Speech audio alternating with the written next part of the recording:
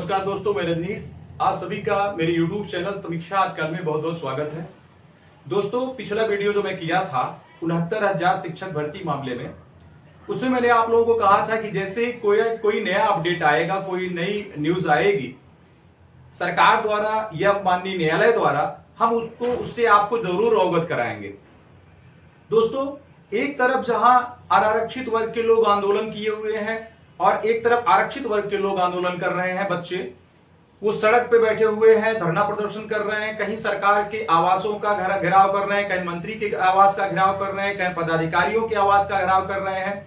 Ruling party के जितने मंत्री हैं, पदाधिकारी हैं, इस शिक्षा विभाग से संबंधित उनके आवास का घेराव कर रहे हैं और अनारक्षित वर्ग के लोग अपनी मांग रख रहे हैं कि उनके फ्यूचर के साथ कोई खिलवाड़ न किया जाए। आप जानते हैं जो फैसला आया था माननीय उच्च न्यायालय की डबल बेंच ने फैसला दिया था, जब आरक्षित वर्ग के अभ्यर्थी उच्च न्यायालय के शरण में पहुंचे और उच्च न्यायालय के पास अपनी बात रखे कि जो भर्ती हुई है जनवरी 2019 में 69,000 शिक्षक भर्ती, उसमें आरक्षण की नियमावली का पालन नहीं किया गया है और इसके तहत जितनी भर्ती ओबीसी एससी एसटी कोटे को मिलनी चाहिए थी, जितने लोगों का चयन होना चाहिए था, उतना चयन हुआ नहीं है, वरन उसके खिलाफ जाके जनरल कोटे के लोगों को ज्यादा फायदा दिया गया है। ऐसी दलील आरक्षित लोगों के वर्ग के लोगों ने जाके माननीय उच्च न्यायालय के शरण में रखा। तो उच्च न्यायालय ने अपना एक फैसला सुनाया जिसमें सरकार को उसने दिशा निर्देश किया है कि सरकार एक नई मेरिट सूची, एक नई सूची बनाए और माननीय न्यायालय को के समक्ष प्रस्तुत करे। तो अब सरकार के पास समय दिया गया था सरकार को कि एक नई सूची बनाए और न्यायालय के सामने प्रस्तुत करे। और जब वो सूची बनती, उस सूची में अब कुछ लोग जो थे जिनका चयन होता, उनको सीधे सीधे नियुक्ति पत्र मिलता, क्योंकि वो मेरिट के हिसाब से नीचे ऊपर किए गए थे। पहली मेरिट लगभग जनरल कैटेगरी के लोगों को 97 नंबर पे चयन हुआ था, लगभग 97, और ओबीसी का 90 प्लस ओबीसी एससी एसटी इनके दायरे लगभग 90 के आसपास थे। इस हिसाब से चयन हुआ था। खैर, ये तो पिछले वीडियो में मैंने आपको बताया ही है कि क्या कटाव गए थे, कैसे कैसे क्या प्रक्रिया रही। अब जो मुद्दा है, मैं यूं कह लें आपकी इसमें जो जिसका अंदेशा था आरक्षित वर्ग के लोगों को, वो खेला हो गया। अब खेला क्या हुआ, जो अनारक्षित वर्ग के लोग हैं, जैसे ही माननीय उच्च न्यायालय का फैसला आया, उनको यह डर सताने लगा कि जैसे मेरिट बनेगी, कहीं उस मेरिट लिस्ट में अगर हमारा नाम पीछे हो गया, हमारी मेरिट गिर गई, नीचे उतर गई और ओबीसी और जो आरक्षित वर्ग के लोग हैं उनको जगह मिल गया, तो हम बाहर हो जाएंगे, तो हमारे फ्यूचर का क्या होगा। इस अंदेशे में वो लोग सरकार के पास अपना गुहार लगाते रहे कि अब सरकार माननीय सर्वोच्च न्यायालय की शरण में जाए। लेकिन जो रूलिंग पार्टी की सरकार है वो मुनासिब नहीं समझी कि हम सुप्रीम कोर्ट जाएं। उन्होंने उच्च न्यायालय के फैसले को एज इट इज रखा।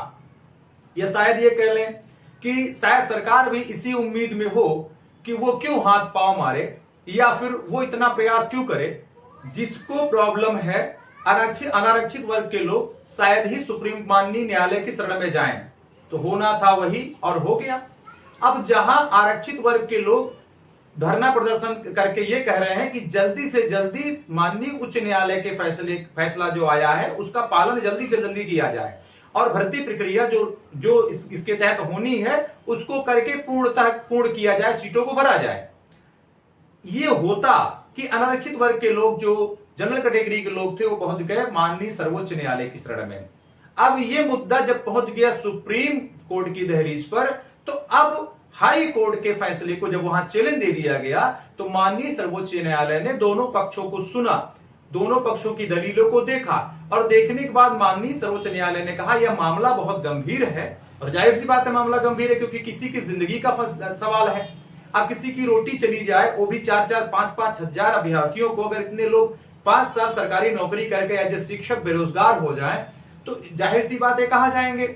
और उनको समायोजित कर पाना आसान नहीं है, क्योंकि 4-5 हजार लोगों का समायोजन करना, वो भी उसी विभाग में संभव नहीं है, क्योंकि समायोजित करेंगे कहां से, आपके पास सीटें होनी चाहिए। अगर आप उनको कोटे में जगह देते हैं, अगर आप उसको समायोजित करते, मान लीजिए 1,500-2,000 सीटें जो खाली होंगी, जो अभी भरना बाकी है, मान लीजिए जो एसटी की कुछ सीटें बाकी रह गई थी वो होंगी, कुछ सीटें एक्सीडेंटल वजह से टीजीटी पीजीटी किसी सिलेक्शन हो गया, उसकी वजह से किसी का पीसीएस सिलेक्शन हो गया, कोई बड़ी नौकरियों में चला गया उसकी वजह से। अब उन सब जगहों पे अगर किसी का चयन हो गया, अब उस चयनित कोटे की जो चयनित लोग थे वो जो सीटें छोड़ दिए हैं वो सीटें वैकेंट होंगी। अगर सरकार उस पर समायोजन चाहेगी तो जैसे ही समायोजन के तहत उनको नौकरी देने लगेगी सरकार, तो जो बीटीसी वाले लोग हैं, आप जानते हैं कि इसके पहले माननीय सर्वोच्च न्यायालय ने बीएड वालों को प्राइमरी स्तर पे ज्वाइनिंग के लिए मना कर दिया था।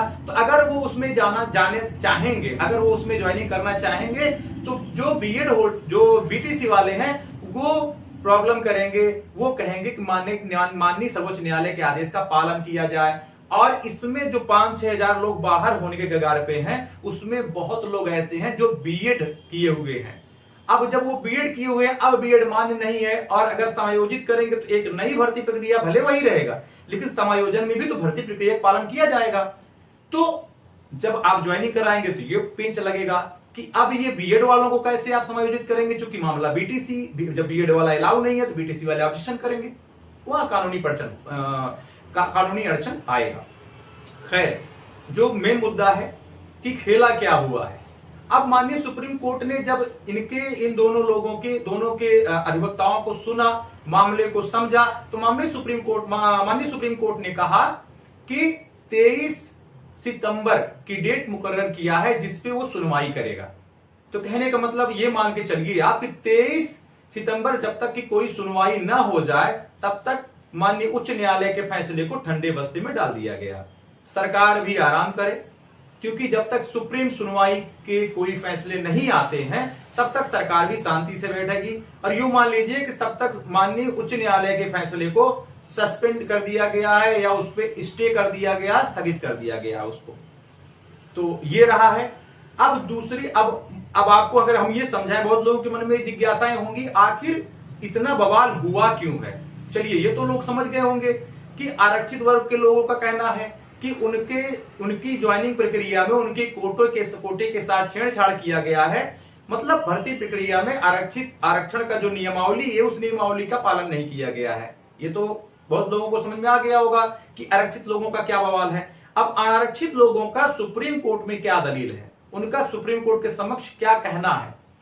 उनका ये कहना है कि पहली बात तो अगर हमारी नौकरी जाती है तो हम 5 साल नौकरी कर चुके, हम कहां जाएंगे, हमारे भविष्य का क्या होगा, क्योंकि उसमें उनका गुनाह नहीं है। जब किसी अभ्यर्थी का चयन होता है तो चयन बोर्ड करता है, सरकारें करती हैं, मंत्री करते हैं, ये भर्ती विभाग का काम होता है, ये अभ्यर्थी का काम नहीं होता।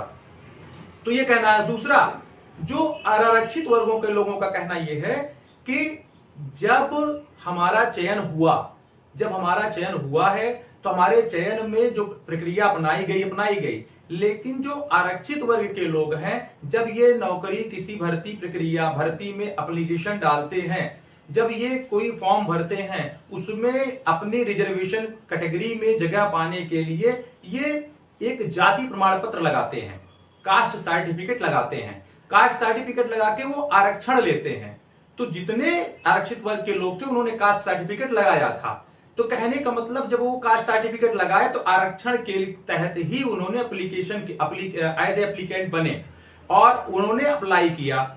अब जब भर्ती प्रक्रिया चली तो उसमें सर्टिफिकेट था उनका, तो कहीं ना कहीं वो आरक्षित वर्ग से ही जो है अपना एग्जाम दिए, चयन उनका हुआ। अब वो अपनी मेरिट के हिसाब से जनरल कैटेगरी में ओवरलैप करके घुस गए। जनरल कैटेगरी में उन्होंने सीट तो बना ली, लेकिन थे आरक्षित कोटे से, तो ज्वाइनिंग कर लिए। अब जब वो ज्वाइनिंग कर लिए तो जो सीट छोड़ के गए हैं वो जनरल कैटेगरी में गए हैं, लेकिन जो सीट छोड़े हैं उस सीट में अगर दूसरे को रखा जाएगा तो वो सीट उसी व्यक्ति की थी ना जो एक गया है रिजर्वेशन कैटेगरी का। तो उनका कहने का मतलब है जनरल कैटेगरी वालों को, उनको डबल रिजर्वेशन का फायदा कैसे दिया जाए, उस कैटेगरी को जब डबल रिजर्वेशन का फायदा कैसे दिया जाए सेम उसी भर्ती में, ये नहीं हो सकता। ये कह के उन्होंने चैलेंज किया है। अब आप देखें क्या होता है। माननीय सुप्रीम कोर्ट दोनों अधिवक्ताओं को सुना है। माननीय सुप्रीम कोर्ट का कहना है कि मामला बहुत गंभीर है, किसी की फ्यूचर, किसी की जिंदगी से जुड़ा हुआ मामला है। इस पे सुप्रीम कोर्ट विधिक चिंतन करेगा, विधिक तरीके से ध्यान से इस मुद्दे को समझेगा, उसके बाद कोई निर्णय करेगा। जब तक 23 सितंबर को कोई न्याय ना आ जाता है, न्यायालय का कोई आदेश नहीं आ जाता, तब तक मामला पेंडिंग में है। और इस पे जब तक फिर कोई लेटेस्ट अपडेट आएगा हम आपको जरूर सूचित करेंगे। और हमारी शुभकामनाएं हैं कि चाहे जिनका चयन होना है उनके साथ अच्छा हो, जो चयनित हैं उनके साथ भी अच्छा हो, चाहे वो एससी वर्ग के हो, चाहे एसटी वर्ग के हो, चाहे ओबीसी वर्ग के हो, चाहे जनरल कैटेगरी के हो, क्योंकि रोटी सबको चाहिए, नौकरी सबको चाहिए, परिवार सबका है। मिलेंगे फिर अगली वीडियो में, जैसे ही कोई लेटेस्ट अपडेट आएगा हम आपको जरूर बताएंगे। तब तक के लिए नमस्कार, आभार।